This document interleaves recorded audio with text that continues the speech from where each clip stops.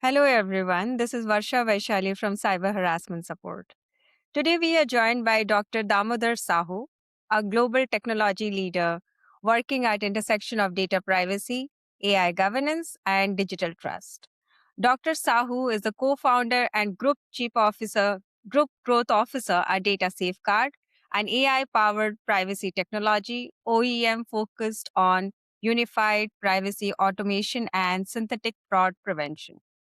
With decades of experience across global technology ecosystems, he has been actively involved in helping organizations navigate the rapidly evolving landscape of protection, regulations, responsible AI adoption, and digital identity governance. He works closely with startups and innovation ecosystems, advising on privacy by design architectures and scalable platforms. Today, we are discussing the Digital Personal Data Protection DPDP Act 2023, the future of AI governance, and why privacy is becoming one of the most important pillars of digital economy. Dr. Sahu, welcome to the podcast. It's wonderful to have you with us today. Thank you, Varsha. It's a pleasure to join you and the important work being done at Cyber Harassment Support. I appreciate your key involvement and driving that CHS. And today, conversation around privacy are no longer just about regulation. They are about digital trust, human dignity, and responsible innovation in the age of AI. Dr. Sahu, you have worked across technology ecosystem, product strategy, global partnerships. What drew you towards privacy governance and ethical AI? Thank you for asking this. It's very close to my heart. This shift happened when the digital economy started moving from data collection to data intelligence. AI today runs on massive data sets, behavioral data, identity signals, and consumer interaction. But the question is, who protects the individual behind that data? Privacy governance is essentially about balancing innovation with responsibility. At Data Safeguard, we strongly believe the future will not belong to these companies or the organizations that collect the most data. It will belongs to the companies or organizations that earn the most trust. So that's why you're saying privacy is trust, right? That belief is what led us to build unified privacy automation, where compliance, governance, consent management, and AI accountability operate in a single intelligent system. Beautifully said, Dr. Sahu. Yes, the future definitely belongs to those companies who collect data, what is required, and ethically collected data with consent. For audiences who may not be familiar, can you explain a Digital Protection Personal Data Protection Act (DPDP) in simple terms and why it is such a landmark regulation? Thank you once again. The DPDP Act is India's first comprehensive law designed to protect digital personal data of individuals. In simple terms, it does three major things: gives individuals control over their personal data, makes organizations accountable for how they use the data, and introduces penalties for misuse or negligence. But the timing is even more important. India today has over 800 million internet users, one of the largest digital identity ecosystem, and rapid adoption of AI driven services. Without strong privacy governance, this growth could exposure citizens to data misuse, fraud, and digital exploitation. DPDP establishes a trust framework for digital economy. So that's why I call DPDP Act India's digital economy. Absolutely, absolutely. Being everything online these days and how data is being collected, if there is no regulation, a lot of things can happen. Very correctly said. What is the biggest shift organization must understand under the PDP Act? Yeah, another great question. The biggest shift is accountability. Earlier, organizations could collect data broadly with work consent mechanism. Now, they must demonstrate purpose limitation, consent transparency, data minimization, user rights management.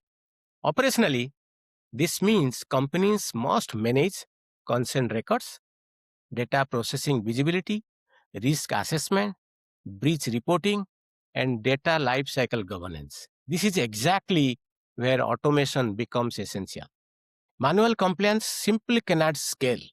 That's why at Data Safeguard, we built UPA, that unified privacy automation platform, which integrates unified consent governance, confidential data discovery, that means data mapping and classification, privacy impact assessment. It can be data PIA, process PIA, or third party privacy impact assessment, confidential data redaction, data subject access request, and audit, all put together.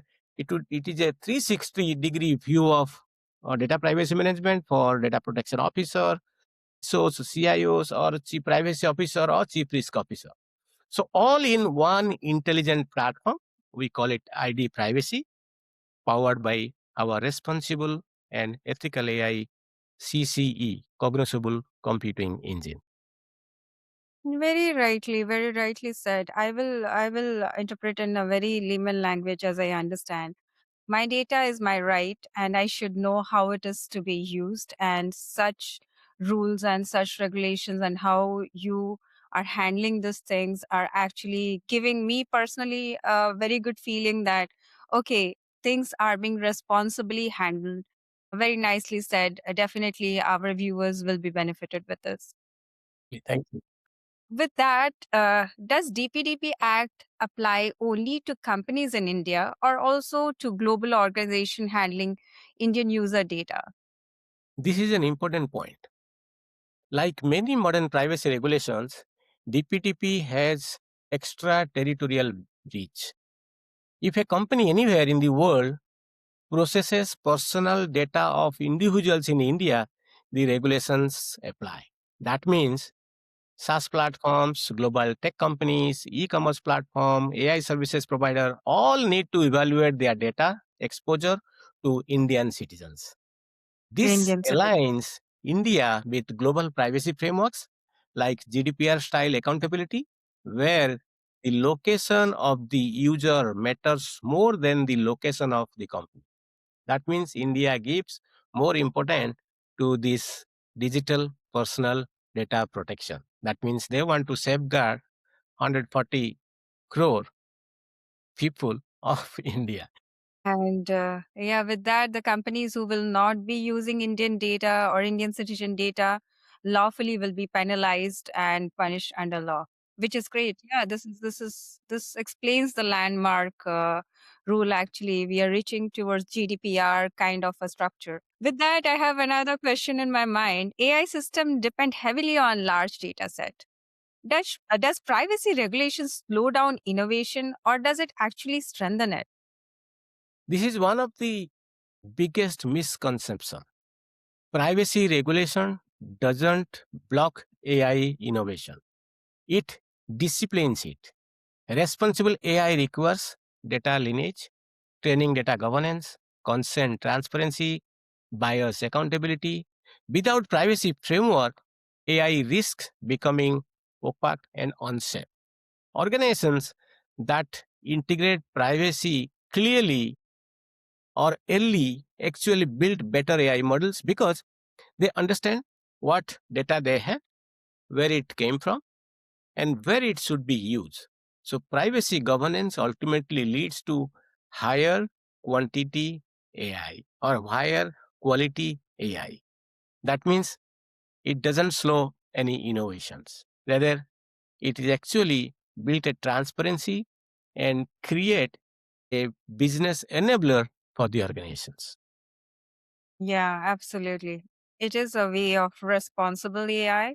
As in CHS, we believe that humanity first. So, all these are just tools to help us go ahead rather than it should not exploit us or give chance to bad actors to exploit our data or create any kind of fraudulent cases. Correctly said. Right guardrails with right laws will help Indians and globally go ahead. With that, I have another question for you. Can AI truly be responsible or ethical without strong privacy governance? Answer is no. AI cannot be ethical without three pillars: data governance, transparency, and accountability. And privacy is the foundation of all three. If an AI model is trained on data that was collected without proper consent, the system itself inherits that ethical problem. That is why we increasingly talk about privacy by design AI. And this is where AI driven privacy automation platforms will become critical. Yes, yes, absolutely. Many people underestimate their digital footprint. Why is managing personal data critical today? Great question. Every online activity creates a data shadow. That shadow includes source behavior, location signals, shopping patterns, social media interaction, device fingerprints. Over time, this builds a very detailed behavioral profile.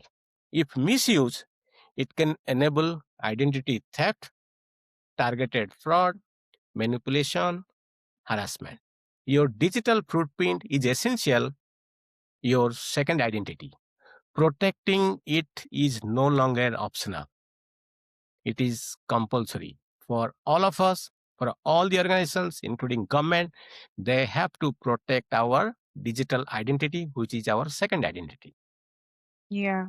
With that thing, two things come into my mind. One is that we should share as much as is required, and organizations should collect as much as is required. With that, I think the digital identity can be protected in long run. So, what are the three practical privacy habits every individual should adopt immediately? Great question. Three simple habits can dramatically improve our digital safety.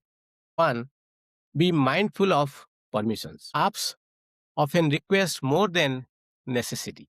That means what? They request more data than necessary. So watch out. Second, use strong identity protection, like multi-factor authentication should be standard. Third, understand consent. Before clicking accept, ask, do I really want this platform to store this information? So privacy awareness begin with conscious digital behavior. Yeah, rightly said. Yeah. This should be a culture starting from individual and going to organization and everybody understanding that privacy is very important in the digital age. How does weak data privacy contribute to cyber harassment, identity misuse, or extortion risks? Yeah. So many forms of online abuse begin with data exposure. For example, phone number leaks, email scrapping, social profile harvesting, and location tracking. This information can enable cyber harassment, doxing, sextortion you talk about, then identity impersonation. Better data governance and privacy protections significantly reduce these risks. When someone's personal data is misused online, what Mhm. should be the first response? Three immediate steps: document everything, screenshot, URLs, messages, report immediately, like platform support, cybercrime portal, and law enforcement. Secure your accounts, password reset, enable multi-factor authentication, monitor suspicious activity. Speed of response is critical. So all these three, we need to do it very quickly. As soon And as speed matters, of course, yeah. we find something, we have to record because evidence is the power which can go a long way. Yeah, I agree. That's very important. So looking ahead, how do you see privacy and AI governance evolving in next 5 years? Three major trends are emerging. That is, one is privacy automation. Manual compliance will disappear. AI systems will monitor privacy risks continuously. Second, AI governance regulations. As you know, many countries are coming up with the AI Act, started with the EU AI Act. USA has adopted recently. India is coming up with AI governance regulation as well. So governments will increasingly regulate AI training data, transparency, and model accountability. Third, trust-driven digital economy. Companies that demonstrate strong privacy governance will gain competitive advantage. Privacy will become a brand differentiator. Yeah. It's more of credibility in the market and what you are serving. And in the digital age, how privacy is given importance will go a long way on creating your brand value in the market. And people will start trusting that way. Absolutely. Yeah. One message you would like everyone to remember about privacy in the digital age. If there is one message I would like listeners to remember is this. In the digital world, data may power technology, but trust powers society. So privacy is not just a legal requirement. It is a human right and a business responsibility. Organizations that treat privacy as a strategic priority will build safer technology, stronger customer relationship, and more sustainable innovations. And individuals who understand their digital identity will be better protected in the AI driven future. So, Absolutely. yeah, Yeah. This is wonderful. And the way you have put forward things so clearly, it makes a lot of difference. I am very sure that audience would have also been benefited from this discussion. There's a lot to discuss, and we will be coming back again and again with newer topics about data privacy. And thank you, Dr. Sahu, for joining in and sharing your wonderful insights about their data privacy. Thank you so much. thank you. Thank you, Thank Vasha, for having me here. Yeah, look forward to our next session too. you. Thank you so much. Thank you, audience.